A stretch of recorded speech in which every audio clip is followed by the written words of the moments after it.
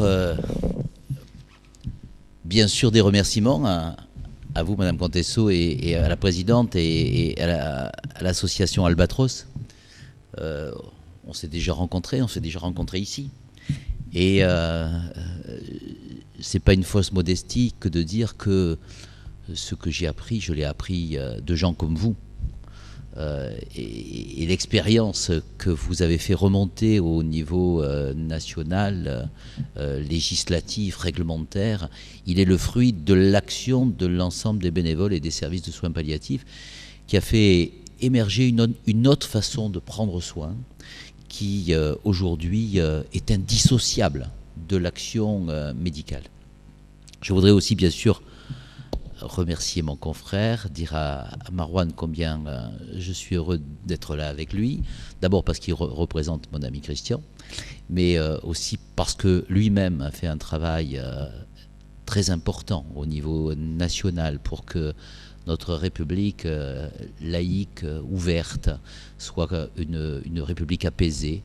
Et je veux lui dire combien j'admire le travail qu'il fait et qui est reconnu, bien sûr, sur le plan départemental, mais aussi sur le plan national. Les médecins sont toujours finalement les meilleurs dans tous les domaines, puisque que l'on s'attaque aux problèmes purement médicaux ou qu'on s'attaque aux problèmes sociétaux, il y a cette ouverture à la souffrance et au monde qui est impossible d'être évitée lorsque on traite, ou plus exactement, on prend soin des autres. Le combat que nous menons, que vous menez depuis longtemps et dans lequel nous vous accompagnons est un combat qui avance. Et tu as bien fait de rappeler que le plan soins palliatifs se met en place, que les décrets d'application des lois se mettent également en place et que surtout, il n'y a plus un service hospitalier, privé ou public, qui ne soit imprégné aujourd'hui de l'idée que le traitement n'est pas purement de la technique appliquée de manière individuelle et déshumanisée, mais qu'elle fait partie d'un ensemble beaucoup plus large, de la prise en compte de la fragilité et de la vulnérabilité de la personne. Et donc, bien sûr que lorsque vous allez vous faire arracher une dent de sagesse, vous n'avez pas besoin d'une compassion particulière, d'une empathie, d'un dialogue approfondi sur d'où je viens, où je vais. Mais chaque fois que notre vie, même lorsqu'elle n'est pas en danger, est ponctuée d'un élément qui marque l'évolution obligatoire vers notre finitude, chaque fois que, tiré par la manche, le malade se souvient que il vient de prendre une petite blessure et que cette blessure est la marque d'un parcours de vie, eh bien, à ce moment-là, la perspective de la destinée humaine réapparaît et elle revient directement sur le médecin qui doit aujourd'hui la prendre en compte. Avec Marouane, on discutait, il est bien plus jeune que moi, ça se voit, mais il a bénéficié des mêmes enseignements. Et à quelques années d'écart, je voudrais qu'on balaye l'idée nostalgique des services hospitaliers d'avant. Pour vous dire que dans ce monde dans lequel on a toujours l'impression qu'on va vers du plus mal, du moins bien ou du pire, qu'est-ce que c'était un service hospitalier avant? On parlait peu aux malades, on ne parlait pas à la famille, on traitait les patients, on les faisait quelquefois examiner par des cohortes d'étudiants sans se préoccuper de leur intimité ou de leur pudeur. Et puis, lorsque le médecin avait échoué dans sa tentative de guérir ou de sauver, eh bien, généralement, de façon plus ou moins claire, il abandonnait le malade aux soignants et évitait de rentrer dans la chambre dans laquelle la mort avait commencé à pénétrer. Aujourd'hui, même dans les services les plus techniques, cette attitude n'a plus lieu. Et donc, je vous demande de regarder l'avenir avec optimisme, Parce que la médecine moderne est une médecine qui a beaucoup avancé sur le plan technique, mais qui a aussi avancé de manière majeure sur le plan humain. Qui aurait pu penser, il y a 20 ans ou 30 ans, qu'une association puisse avoir le droit d'aller voir des malades de manière indépendante du corps médical? Qui aurait pu penser, il y a 20 ou 30 ans, que dans des services de réanimation, on puisse faire rentrer les malades plus qu'une demi-heure? J'étais hier à Toulon sur un débat sur la médecine en général et la recherche de la conquête de l'impossible. Et il y avait là un professeur de réanimation. Et ce professeur de réanimation disait qu'il a mis 15 ans pour faire rentrer à l'intérieur de la réanimation des patients lorsque le malade pouvait être vu par les parents. Et que avant, c'était à 1h de l'après-midi, 13h, qu'on filtrait un malade par chambre et qu'il restait jusqu'à 13h30 et qu'à 13h30, il sortait définitivement pour ne revenir que le lendemain. Vous imaginez une famille dans laquelle vous avez des enfants d'hiver, quelqu'un qui vient de loin. Tout ça aujourd'hui, ce patron parisien de l'hôpital Pompidou a réussi à faire en sorte que les familles pénètrent à l'intérieur des chambres en réanimation 24 heures sur 24 au moment où ils se présentent. Et bien entendu, ils sortent quand il y a des soins ou quand il y a des agencements techniques. C'est dire que progressivement, la médecine n'est pas une médecine technique qui tue l'humanité, c'est une médecine qui évolue en technique et en humanité. Et c'est d'ailleurs la fierté peut-être de notre pays d'avoir su continuer à avoir cet équilibre indispensable. Alors je sais bien, notre monde est un monde un peu compliqué, d'abord parce que la mort est niée, elle est déniée, le deuil n'est plus porté, le caractère familier de la mort a disparu, puisque la mort est devenue hospitalière, sans toutefois être totalement hospitalière au sens de l'accueil.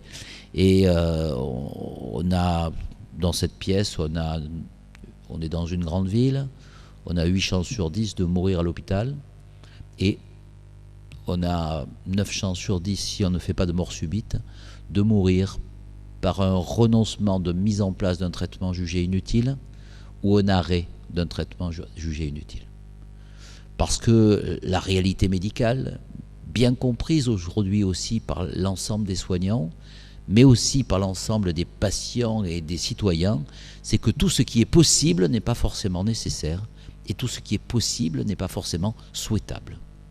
Et donc, dans une société qui nie un peu le temps, la souffrance, la vulnérabilité, cet espace de fin de vie est un espace majeur. Souvent, on dit le mourant. Le mourant, vous le savez, c'est un terme impropre. Un participe présent en français, ça veut dire une action immédiate et qui se prolonge. Ou bien on est vivant, ou bien on est mort. Et donc le mourant est un vivant. Et il vit une partie de sa vie qui est probablement une des plus intenses, même si c'est une des plus souffrantes. Et dans ce moment-là, il y a cet échange qui est essentiel. Pourquoi les dernières paroles des morts sont importantes? Pour le mort, parce qu'il a l'impression de léguer, de passer, et qu'est-ce que nous sommes d'autres, nous les humains, que des passeurs. Nous passons à la fois dans la vie, et nous passons aux autres un message, une mémoire, une affection, quelquefois aussi des biens, qui ont aussi une valeur non seulement patrimoniale, mais aussi humaine. Et donc dans ce passage, il faut du temps. Et si ce temps est escamoté, comme nous pousse un petit peu la vie moderne à le faire, eh bien il y a des deuils avortés, et il y a des souffrances jamais exprimées, et celui qui meurt n'a pas la possibilité de passer quelque chose, mais surtout celui qui reste n'a pas le bonheur de recevoir quelque chose de celui qui part. Et c'est la raison pour laquelle cet accompagnement dans le cadre des soins palliatifs ou en dehors des soins palliatifs tel que vous le menez est si important, parce qu'il réconcilie j'allais dire, les vivants et les morts. Et il permet à chacun de garder au fond de soi la mémoire apaisée de quelqu'un qui est parti de manière digne et de manière humaine. Dans ce contexte, on peut se poser la question au fond des avancées actuelles et de ce qui pourrait être les avancées futures. Les avancées actuelles, elles sont majeures et vous les vivez. Et vous avez en tête combien on peut développer des soins palliatifs. On a encore, malgré le programme en cours, des départements entiers qui n'ont pas de structure de soins palliatifs. Et ce département va avoir déjà une structure de soins palliatifs à l'Est, et il va en avoir une à l'Ouest, et a un réseau de soins palliatifs aidé par beaucoup de bénévoles. Ce qui m'avait étonné lorsque j'étais allé en Angleterre et que j'avais rencontré Vous savez que les soins palliatifs sont plus ou moins nés au St. Christopher Hospital, et que c'est là que l'idée de l'accompagnement s'est mise en place. Avec cette très belle formule, les soins palliatifs, c'est tout ce qui reste à faire quand il n'y a plus rien à faire. Et donc ça veut dire que c'est une lutte contre la fatalité. Non, il y a encore quelque chose à faire. C'est pas parce que je ne sauve pas que je ne peux pas soigner. Et donc, lorsque j'étais en Angleterre, pour le débat sur l'euthanasie à la suite du drame Imbert, je me souviens que les Anglais n'avaient aucun problème d'accompagnement parce qu'ils avaient 10 fois plus de bénévoles auprès des malades que nous. Ça veut dire qu'il y a aussi une culture. Et peut-être que notre culture, qui est une culture qui est plus méditerranéenne et plus latine, beaucoup plus familiale, lorsqu'on a arraché à la famille celui qui est à l'aube de sa fin et qu'on l'a mis en milieu hospitalier, la famille finalement s'est trouvée désemparée, et finalement il n'y a pas eu ce mouvement assez développé, vous le disiez, au Canada, en Angleterre et même aux États-Unis, qui est une forme beaucoup plus anglo-saxonne de mettre au service de l'autre de manière universelle et non pas de manière plus familiale. Donc ça, à mon avis, c'est un des problèmes majeurs. Ensuite, bien se rendre compte que nier la mort pour un médecin, il y a au fond 3 façons de le faire. La première, c'est d'oublier le malade, de l'abandonner. C'est la méthode qui a été la plus classique et qui continue de l'être. C'est-à-dire qu'on passe de la chambre 17 à la chambre 19, parce qu'à la chambre 18, il y a quelqu'un pour lequel, la chirurgie ne peut rien, la radiothérapie ne peut rien, la chimiothérapie ne peut rien. On a renoncé à traiter, et donc, par là même, on a renoncé à soigner. Mais en dehors de cet abandon, il y a d'autres façons d'abandonner, plus violentes d'ailleurs. Il y en a une qui consiste à ouvrir la chambre 18, à rentrer dans la chambre 18, et puis à dire « je voudrais la formule, numération, le nombre de globules rouges de monsieur ou de madame Untel », qui n'a d'ailleurs aucune importance. Parce que madame Untel ait tel nombre de globules rouges ou tel autre, tel chiffre d'hémoglobine ou tel autre, tout le monde sait qu'elle va mourir, y compris d'ailleurs elle-même.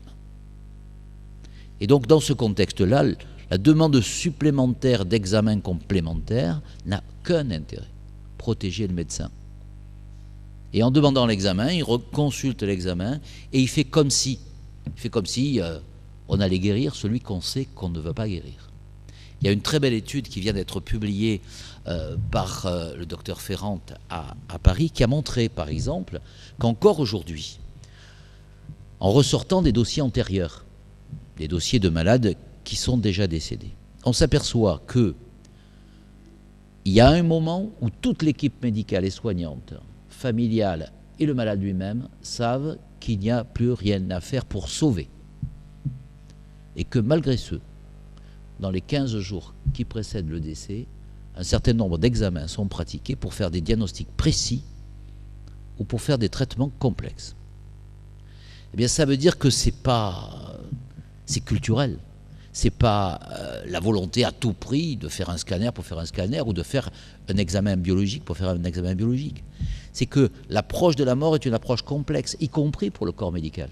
Je dirais presque plus encore pour le corps médical, parce que non seulement, comme à tout un chacun, la mort renvoie la mort à celui qui est lui-même mortel, mais en même temps qu'elle lui renvoie la mort, elle lui renvoie son échec. Tu n'as pas pu me sauver. Et donc, la meilleure façon de le nier, c'est l'acharnement thérapeutique, qui n'est pas toujours cette barbarie que l'on décrit, qui est quelquefois sur des actes imperceptibles, l'incapacité à prendre en compte qu'on est passé d'une culture curative à une culture palliative, et que ce changement de stratégie médicale, eh bien, elle est encore à conquérir. L'autre, vous la connaissez, c'est la forme encore la plus simple, c'est par une fausse compassion, c'est de donner la mort. Et bien que ça ait largement régressé depuis la mise en place des lois des soins palliatifs et autres, on a encore un certain nombre de perfusions qui s'accélèrent dans le but non pas tant de soulager, mais d'accélérer la fin. Et là aussi, c'est la négation de la mort. Je nie tellement la mort que je l'anticipe.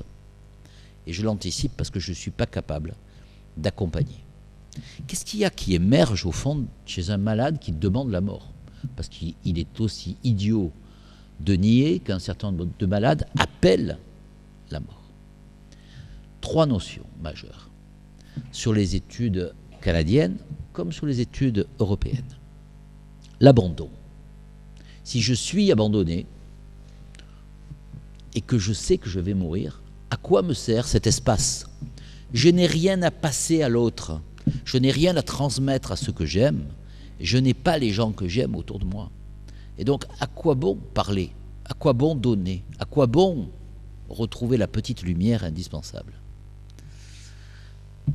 Avec Marcel Ruffo, on disait, au jour où on débattait de ça, Marcel Ruffo disait, le jour où vous passez, que le malade dit je veux mourir, mais qu'il mange les pâtes à la bolognaise, il ne veut pas mourir.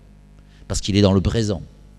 Et le jour où vous passez et où il vous dit je veux mourir, mais ma petite fille va venir dimanche prochain, est-ce que je serai en bon état pour la recevoir? Il est vivant. Le vivant, c'est celui qui vit le présent et qui se projette dans le futur. S'il n'y a pas de présent, il n'y a pas de futur. S'il n'y a pas de petite fille et que les pâtes à la bolognaise, elles sont servies par quelqu'un qui ne vous dit pas elles sont bonnes les pâtes à la bolognaise, ça n'a pas d'intérêt. Donc la première idée, c'est l'abandon. Et l'abandon, le premier abandon, on l'a vu, c'est l'abandon du médecin, mais aussi de la famille. Mais aussi de la famille, non pas si ça se passe dans une semaine, mais le temps épuise. Et comme nous avons des deuils avortés, comme le disent les psychologues, parce que avant, quelqu'un qui avait, je vois quelques-uns de La Fontaine, là, quelqu'un qui avait une insuffisance cardiaque, il venait une fois. Et puis, il mourait dans la poussée de son insuffisance cardiaque. Mais maintenant, on le rattrape par les cheveux. Il s'en sort, il rentre chez lui. Et puis 3 mois, il revient. Et puis la famille dit alors c'est fini. Et puis c'est pas fini. Il s'en tire encore et puis il revient. Et donc cet épuisement, on ne sait jamais si on est en pré-deuil ou s'il va continuer et revenir à la maison, est une situation de tension qui peut apparaître à la fin épuisante pour les accompagnants. Et donc là aussi, ça se gère. Et c'est pour ça que vous êtes indispensable. Parce que la famille elle-même, à un moment donné, elle craque. Et qu'il faut que, si tout le monde craque en même temps, le corps médical, le soignant et la famille, il faut qu'il y ait encore quelque chose qui continue à tenir et à faire en sorte que non, je ne vous abandonne pas. La deuxième, sur ce sujet, il faut savoir que dans les hôpitaux français, il n'y a qu'une personne sur 4 qui meurt accompagnée. Au moment où il meurt, cette personne, où elle meurt, cette personne est accompagnée qu'une fois sur 4. Ça ne veut pas dire que les 3 autres fois, ça se fait de manière extrêmement douloureuse. On peut très bien quitter quelqu'un qu'on aime, et puis il s'endort, et puis il ne se réveille pas. C'est pas non plus... mais enfin, ça veut dire quand même que 3 fois sur 4, il n'y a pas la présence. Le deuxième élément, c'est la souffrance. Et le paradoxe, c'est qu'on dit toujours, oui, la souffrance psychique, parce que maintenant, la souffrance physique, on sait, non. 1/3 des personnes qui meurent ont mal dans leur corps. Et ça, c'est encore une conquête à faire. Et cette conquête, elle est à la portée de chacun, sauf si je nie la mort. Si je nie la mort, je ne mets pas de morphine, je ne mets pas de sédation. Mais si je sais que le malade va mourir, que je l'accepte, et qu'à ce moment-là, je rentre dans une culture palliative, alors il ne doit pas souffrir.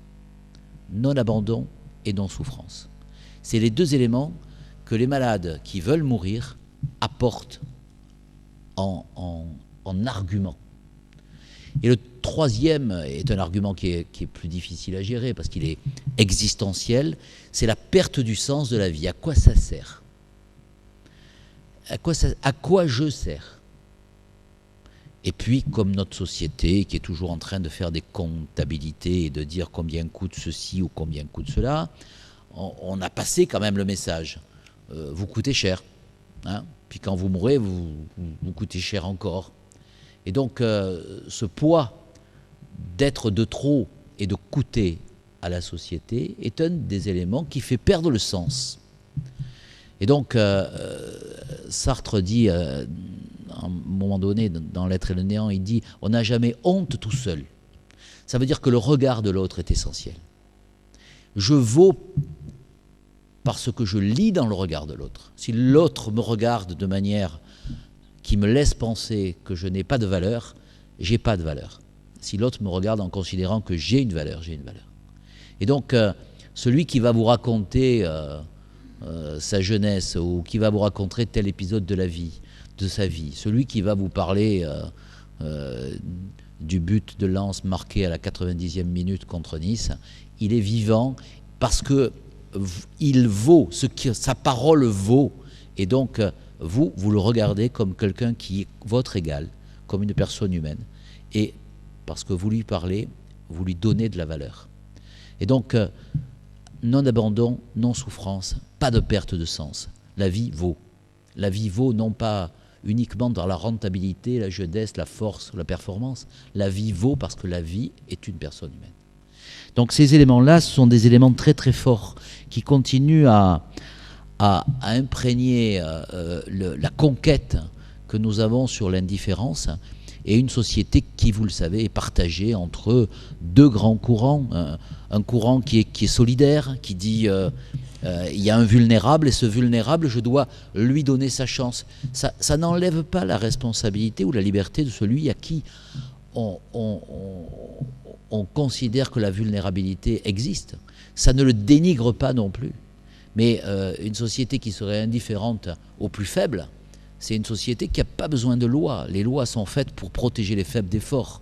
S'il n'y a pas de loi dans la jungle pour protéger les lions des gazelles, s'il y avait des lois à faire, c'est à protéger les gazelles des lions. Et donc, dans la prise en compte du fragile, qui est un des éléments, un des socles de notre société, c'est cette force-là. Et puis, il y a un autre courant qui est tout aussi valable. Le débat éthique n'est jamais le bien contre le mal, il est le bien contre un bien. Eh bien, l'autre bien, c'est la liberté et l'autonomie de la personne.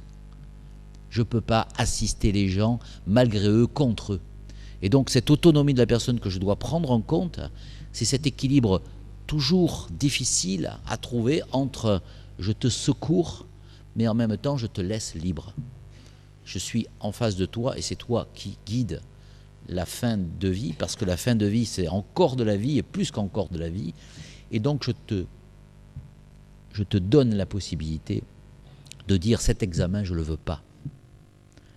Parce que j'estime qu'il n'est pas utile à moi-même. Et donc, le pilotage de la fin de vie par le malade lui redonne cette autonomie perdue et lui redonne cette capacité à décider de manière accompagnée, mais en même temps, trouver toujours l'équilibre entre la vulnérabilité et l'autonomie. C'est les deux bases quand vous lisez sur un portique de mairie, vous avez la liberté et vous avez la fraternité. Et au milieu, vous avez l'égalité. C'est l'autre souci, c'est que ce qui est fait à Nice de manière remarquable, ce soit aussi fait à Amiens et à Dunkerque, pour que chaque patient ait ce même type d'accompagnement dans les circonstances dans lesquelles il se trouve. Et donc vous voyez qu'en fait, on est dans une démarche éthique, mais qui revient sur les valeurs républicaines qui nous rassemblent. L'autre élément que j'ai compris beaucoup plus tard, c'est que la fragilité est une force. Je l'ai compris lorsque suis retourné la deuxième fois dans des services de soins palliatifs et où je n'avais pas bien compris pourquoi les gens qui soignaient, les gens qui accompagnaient, avait pas le visage triste des endeuillés permanents. Parce qu'après tout, on perd tous nos malades, quoi. Voilà. Et je me souviens bien, et j'imagine que Marouane est dans le même état d'esprit, quand dans un service, vous avez un mort, bah, c'est un échec. Ça vient comme une pierre noire qui vient gréver vos statistiques. Et si vous, sur 100 prothèses de hanche, vous avez 3 morts, vous dites ces 3-là, ils restent dans ma tête. Ils restent dans ma tête parce que ces gens-là, j'aurais pas dû les perdre. Alors qu'on sait bien qu'il y a toujours un pourcentage et qu'il n'y a pas zéro défaut. Et puis dans l'infarctus du myocarde, moi quand j'ai commencé mon internat, la mortalité c'était 1 sur 3. Quand j'ai quitté mon service à Fontaine, c'était 1 sur 15. Donc ça veut dire que la mort, parce qu'elle est plus rare, elle est encore plus violente. On dit mais pourquoi on l'a perdu celui-là? Pas possible ça. Normalement quand un infarctus arrive dans un service de cardiologie, il ne doit pas mourir. Et donc cette mort qui arrive, elle est encore plus violente parce qu'on est dans une médecine qui est presque dans une obligation de résultat. Comment faire donc pour comprendre que les gens, dans les services desquels il y a 100% de mortalité, les soins palliatifs, continuent à être sereins? Eh bien parce que la fragilité de celui qui part, il transmet une force et une lumière à celui qui reste. Si on n'a pas compris ça, je l'ai compris un peu tardivement, mais on n'a rien compris. C'est pas la compassion, et la lumière ne vient pas de celui qui donne. La lumière, elle vient paradoxalement de celui qui reçoit. Et c'est celui qui reçoit, qui, parce qu'il est dépouillé d'un certain nombre de contingences qui empoisonnent nos vies et qui en même temps nous fait vivre, où c'est que je vais me garer, je suis en retard chez le banquier, il y a un tel qui m'a pris ma place, je me suis taché la cravate, etc. Tout ça, c'est fini, là. Il n'y a plus que l'existence et le destin de celui qui sait qu'il meurt, et qui, le plus souvent d'ailleurs, s'en va de manière sereine. Et cette sérénité, il la passe aux vivants. Et il leur rappelle l'essentiel. Il y a une jolie phrase d'Edgar Morin qui dit à force d'oublier, à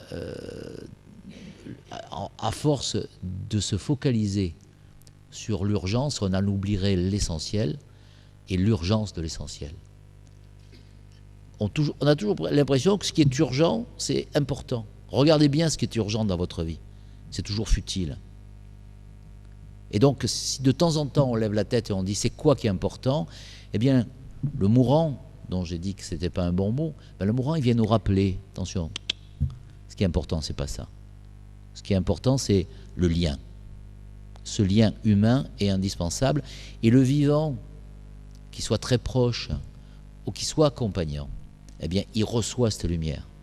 Et celui qui est très, très proche, et même quand il est dans le malade est dans le coma, et même quand on a l'impression qu'il n'entend pas, si on permet à celui qui est proche de rentrer dans la chambre, de toucher, de lui parler, je pense que ça sert plus à celui qui reste qu'à celui qui s'en va.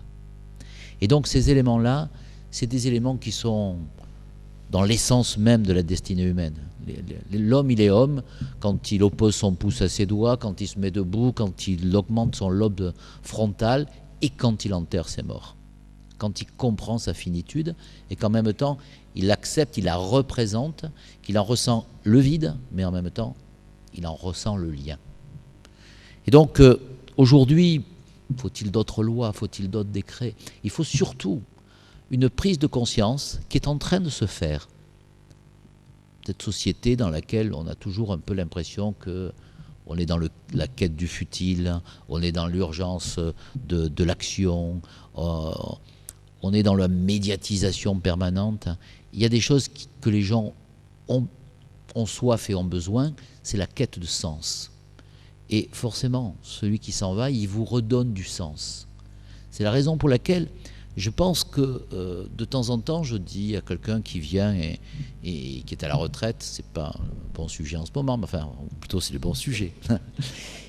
et c'est le bon sujet pour dire que de temps en temps, les gens sont à la retraite et puis ils viennent et ils disent je vais m'embêter, qu'est-ce que je pourrais faire? Alors, dans les mairies, on leur dit, ben, écoutez, il y a le milieu associatif, vous pouvez faire ceci, faire cela, dans le domaine social, dans le domaine écologique, dans le domaine sportif, etc. Et puis, ils arrivent sur accompagnement fin de vie. Ah non, ça, je fais pas ça, moi. Ah non, ça va me rendre triste. Ils savent pas que ça rend pas triste. Voilà. Et donc, peut-être que la vraie conquête aujourd'hui, c'est de dire que dans cet accompagnement, il y a de l'échange humain d'une telle intensité, d'une telle lumière, que ce que vous faites, je ne dis pas que c'est sans mérite, parce que vous en tirez un bénéfice majeur sur le plan humain, mais c'est aussi une merveilleuse expérience humaine. Et ou bien on la regarde comme l'horreur de la mort, et alors on la fuit, ou bien on la regarde comme la sérénité de l'accomplissement d'une vie, et alors au contraire on peut même être attiré par quelque chose qui redonne du sens à nos vies communes. Je voudrais juste terminer sur l'anecdote d'Homère et d'Ulysse, que j'ai peut-être déjà raconté ici, et probablement déjà à la vice-présidente. Vous le savez, je vois bien que dans le départ, il y a aussi une notion spirituelle.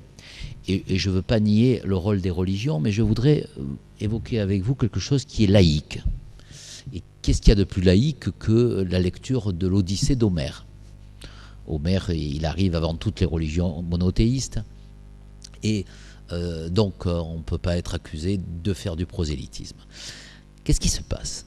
Il se passe qu'il y a des épisodes vous vous rappelez Ulysse, il y a Achille qui est du muscle et il y a Ulysse qui est du cerveau. Hein. On va faire plus simple. Il y a la même qui disent, il y a Achille qui est une mentalité d'homme et Ulysse qui est une mentalité de femme, ce qui flatte effectivement un peu les femmes. Il y a la même qui disent, l'Iliade d'Achille a été écrite par un homme et l'Odyssée d'Ulysse a été écrite par une femme. Il est un peu plus intelligent quand même que l'autre. L'autre, il tape contre les murs de Troie, il n'arrive jamais à conquérir Troie, il tue Hector, mais enfin bon, finalement, il se fait bêtement tuer par une petite flèche sur le talon. Donc finalement, Achille, le grand héros mythique, c'est quand même il est un peu idiot, quoi. Bon, mais Ulysse, lui, il est intelligent, il invente le cheval de Troie et il conquiert finalement la citadelle par l'intelligence et pas par les armes. Du moins par les armes au service de l'intelligence. Après, il y a l'épisode des sirènes, l'épisode du cyclope. Il y a un épisode qu'on raconte jamais et qui est assez curieux. C'est qu'à un moment donné, il arrive dans l'île de Calypso. Il arrive dans l'île de Calypso, il rencontre Calypso. Calypso, elle est belle, elle est jeune, elle est intelligente, elle a tous les talents. Parfait. Angelina Jolie, quoi. Hein, voilà, avec le cerveau d'Einstein et le talent de Léonard de Vinci. Et elle l'aime, ce qui est quand même pas trop désagréable pour cet homme qui a traversé les mers et qui n'a pas revu sa femme depuis 20 ans. Bon. Et non seulement elle l'aime, mais elle se le garde pendant 7 ans. 7 ans, c'est déjà la période un peu longue. Et à la fin, elle lui dit, si tu veux, je te rends immortel. Immortel. Je te donne l'amour, le talent, l'intelligence, je te rends immortel. Et Ulysse s'en va. Moi, quand j'avais été jeune et que j'avais vu ça, je me dis, quand même, il est fêlé, ce pauvre Ulysse. Parce qu'il va trouver quoi ? Il va retrouver Pénélope, qui a 45 ans quand même. Bon, ça va, hein, je veux dire que ma foi, ce petit Ithaque, bon, pourquoi il ne reste pas dans l'île de Calypso ? Homère donne quelques éléments là-dessus. Et il dit, en fait, il préfère retourner vers les hommes et la fierté de la terre. On va comprendre ça, ce que ça peut vouloir dire pour un grec. Ça veut dire des choses. Ça veut dire qu'en fait, Ulysse, il s'oppose aux dieux. Il ne s'oppose pas aux dieux comme Prométhée qui est allé chercher le feu puis qui s'est fait punir. Il s'oppose aux dieux parce qu'il assume son humanité. Et puisqu'on est dans l'année Camus, il y a un très beau commentaire de cet épisode par Camus. Et Camus dit « Nous avons oublié la fierté de nos limites ». À propos justement du refus d'Ulysse de l'immortalité. Eh bien peut-être que dans notre société, la médecine, qui cherche toujours la toute-puissance, de temps en temps est un peu bébête comme Achille, si elle se tourne vers l'acceptation de sa finitude, elle retrouve une humanité beaucoup plus forte que si elle cherche la toute-puissance. Voilà ce que je voulais vous rappeler en vous disant que, une fois de plus, moi qui suis plutôt un médecin du côté, comme Marwan, du côté triomphant, salvateur, etc., ce que je vous dis là, je l'ai appris en rencontrant des services comme les soins palliatifs, des bénévoles comme vous, et qui m'ont ouvert à une autre forme de la médecine, ou du moins à un complément médical indispensable. C'est que les Anglais ont deux mots, ils disent cure et care. Cure, je traite; care, je soigne. Nous, on pourrait dire que finalement, notre médecine, elle doit prendre soin du malade dans sa globalité. Et c'est ce que vous êtes, et c'est ce que vous faites. Et c'est pour ça que vous êtes indispensable et que je vous remercie une fois de plus de votre action.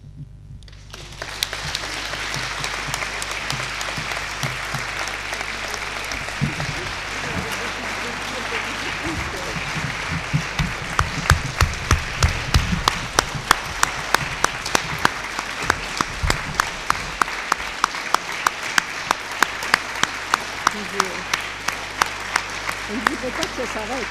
Moi, je peux applaudir aussi.